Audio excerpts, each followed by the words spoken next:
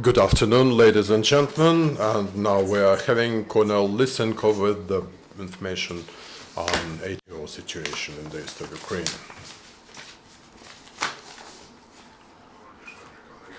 Good afternoon, ladies and gentlemen.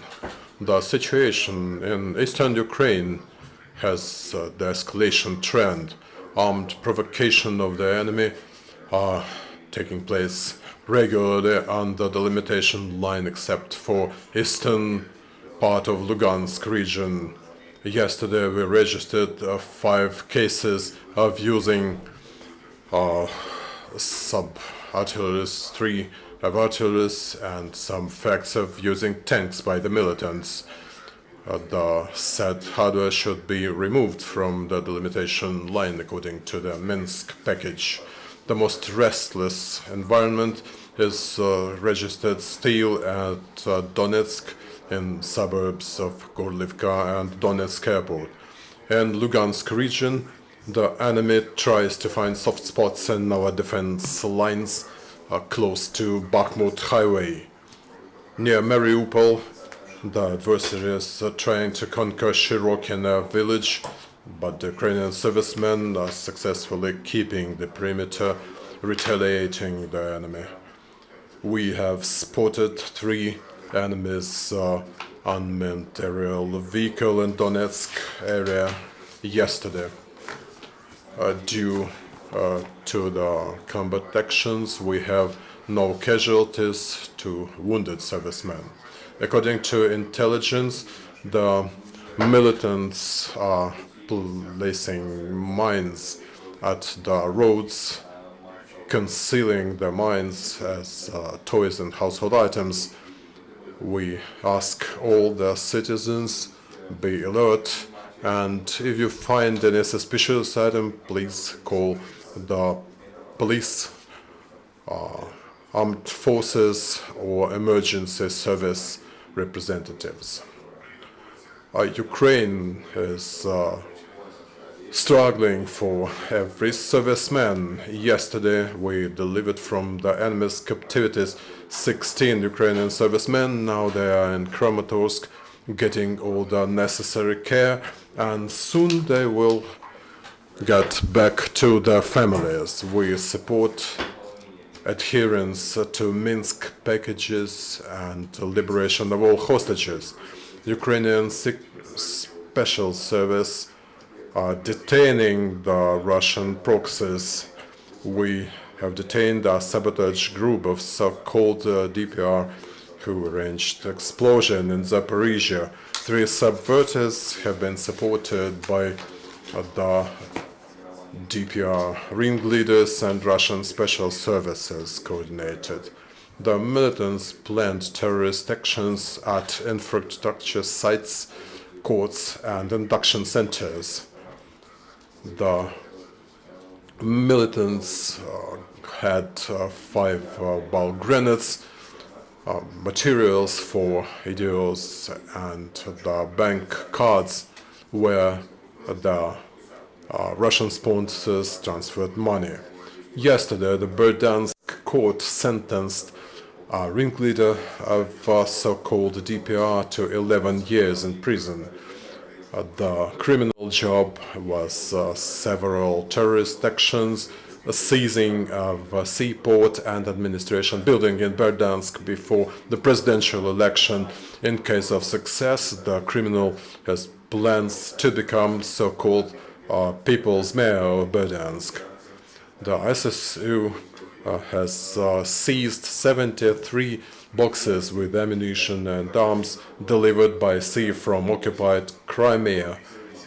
The ammunition cache was found comprised of grenade launchers, machine guns, submachine guns, grenades and ammunition. In Odessa, the investigation goes on communist militants and our SSU people have found the explosion materials cache. The Ukrainian servicemen improve their skills in Dnipropetrovsk region. The mortar operators are being trained. The servicemen called to the colors have been trained in firing and enemy's advanced dispute. It should be stressed that the officers are experienced servicemen who have the combat experience in ATO area. In Nikolaev area, the veterans share their experience to the newly called servicemen.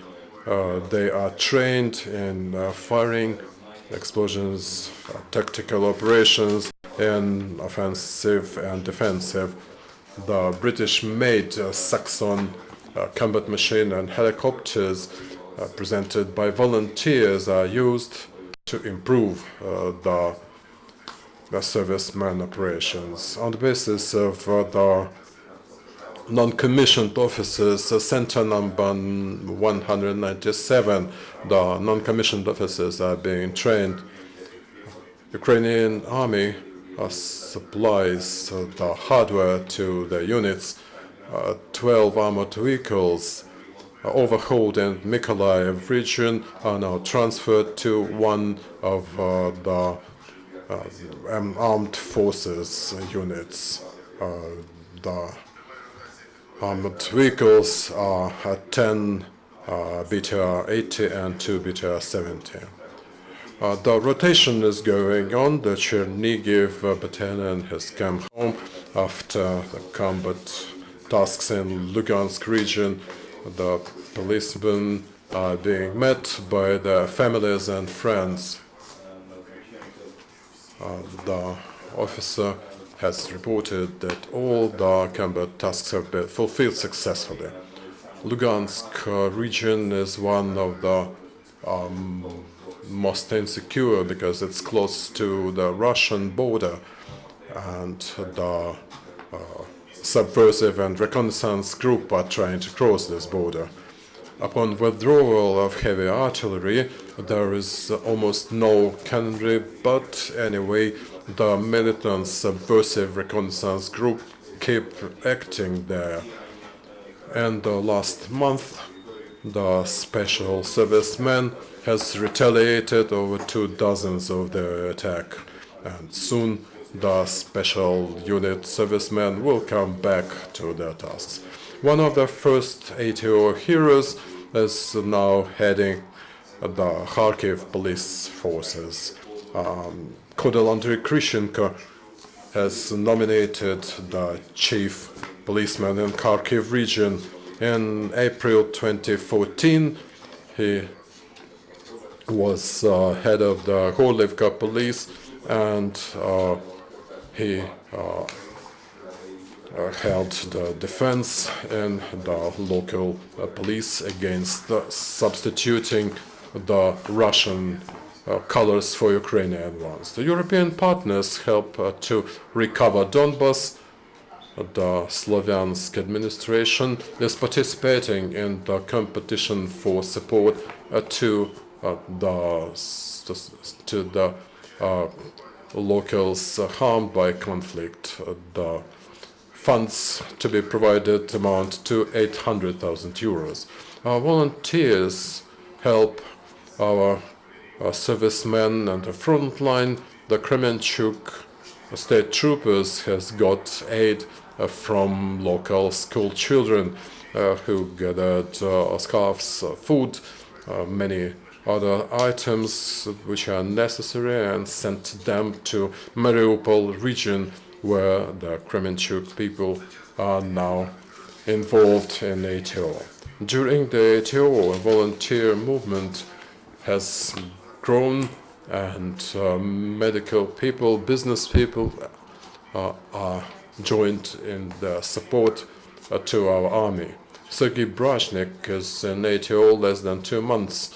He is one of the volunteers who is involved in the roadblock, and he is very happy about volunteers. He says that people are bringing very necessary things like foods and hardware. Local people are also helping our servicemen bringing milk and fresh bread. One of the top priorities of our volunteers is psychology aid. And one of the good things to carry out in ATO area is artistic performance. And so ATO are very grateful to the musicians and singers. The help is valuable because everybody must be involved in their own business. The servicemen are for protection and the civilians are for the aid. This is it. I'm Maxim Volobuyev from 5th Channel. Our own battalion officer, Mr. Kochanevsky, has stated that they are ready to be included in the 93rd Brigade. What's your position? Well, if a volunteer unit is ready to be included in any kind of our forces unit, the officers should meet the Ministry of Defense or general staff leaders. There are should be some negotiations, procedures, and inspection of the staff. After that, there should be an order to have a unit included in our troops. This is a standard procedure. But there was no negotiations yet. Well, if he, let's say, announced his willingness, I think that the next step will be the negotiations. I have another question. How many shellings have been registered during the last 24 hours? I have no specific information. There have been some cases where the heavy weaponry banned by Minsk packages have been used. Next question, please. If there is no questions, thank you, Colonel, and we'll meet again.